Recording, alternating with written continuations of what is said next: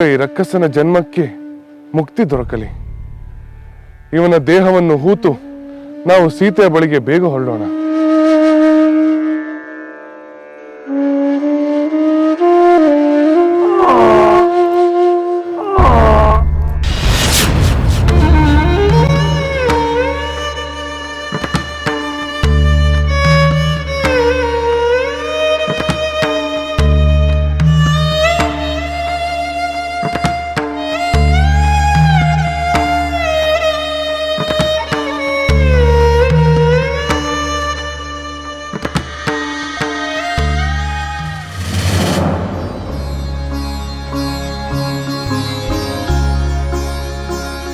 ಈ ವಿಷಯ ತಿಳಿದಿದ್ದರೂ ಆ ರಾವಣ ವಿವೇಕಿಯಾಗದೆ ದುಡುಕಿ ಕೆಟ್ಟ. ಪಾಪ, ಅವನೇನು ಮಾಡುತ್ತಾನೆ?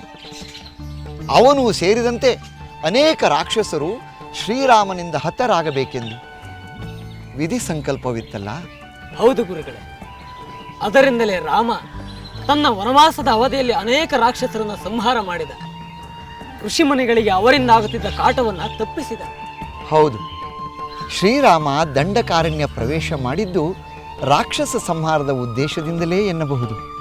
ರಾವಣನ ಸೋದರಿ ಶೂರ್ಪನಖಿ ರಾಮ ಲಕ್ಷ್ಮಣರ ಬಳಿಗೆ ಬಂದು ರಾಕ್ಷಸ ಸಂಹಾರಕ್ಕೆ ನಾಂದಿ ಹಾಡಿದಳು. ಹೌದು, ಶೂರ್ಪನಖಿಯ ರಾಕ್ಷಸ ಬುದ್ಧಿಯೇ ಅನೇಕ ರಾಕ್ಷಸರ ಮರಣಕ್ಕೆ ಕಾರಣವಾಯಿತು.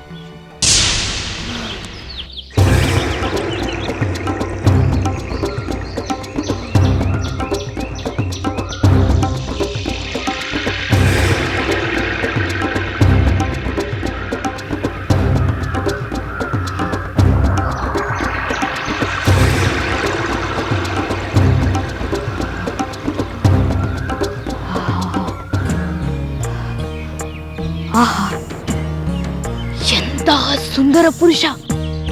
ಯಕ್ಷ ಗಂಧರ್ವ ಕಿನ್ನರ ಕಿಂಪುರುಷರಲ್ಲಿ ಇವನಷ್ಟು ಮನೋಹರವಾಗಿರುವವನನ್ನು ನಾನು ಎಲ್ಲೂ ಕಂಡಿಲ್ಲ. ನಾನು ನನ್ನ ಯಕ್ಷ ಪತಿಯನ್ನು ಕಳೆದುಕೊಂಡ ನಂತರ ಆಸೆ ಪಡುತ್ತಿರುವ ಪುರುಷ ಇವನೊಬ್ಬನೇ. ಇವನು ನನ್ನ ಪತಿಯಾಗಬೇಕು. ಇವನು ನನ್ನ ಪತಿಯಾಗುವುದಾದರೆ ನನ್ನ ಪುತ್ರನ ಮರಣಕ್ಕೆ ಇವರು ಕಾರಣರೆಂಬ ಕ್ರೋಧವನ್ನು ನಾನು ಮರೆತು ಬಿಡುತ್ತೇನೆ. ಆದರೆ ಇವನಿಗಾಗಲೇ ಮದುವೆಯಾಗಿರುವಂತಿದೆ. ಅವಳೇ ಇವನ ಪತ್ನಿ ಇರಬೇಕು. ಅವಳು ಅವನ ಮೇಲೆ ಎಷ್ಟು ಪ್ರೇಮವನ್ನು ತೋರಿಸುತ್ತಿದ್ದಾಳೆ.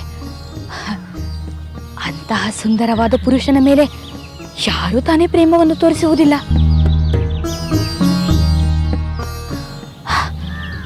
ಇವನನ್ನು ನಾನು ಪಡೆಯಲೇಬೇಕು. ನಾನು ಈ ರೂಪದಲ್ಲಿ ಹೋದರೆ ಅವನು ಹೆದರೇ ಬಿಟ್ಟಾನು. ಸುಂದರನನ್ನು ಮೋಹಿಸಲು ಸುಂದರಿಯಾಗಿಯೇ ಹೋಗಬೇಕು.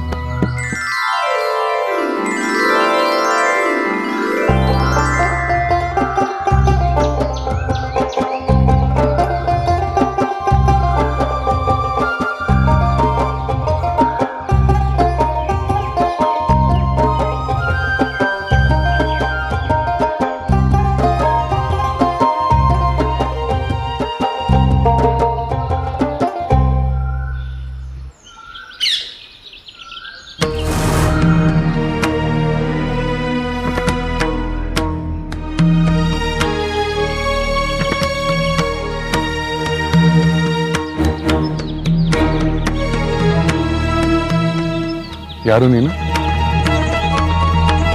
ನನ್ನ ವಿಷಯವಿರಲಿ. ಈ ಅರಣ್ಯ ಪ್ರದೇಶದಲ್ಲಿ ನಿಮ್ಮನ್ನು ಹೊಸದಾಗಿ ಕಾಣುತ್ತಿದ್ದೇನೆ. ನಿಮ್ಮ ಬಗ್ಗೆ ನನಗೆ ಬಹಳ ಕುತೂಹಲವಾಗಿದೆ. ಹೌದು,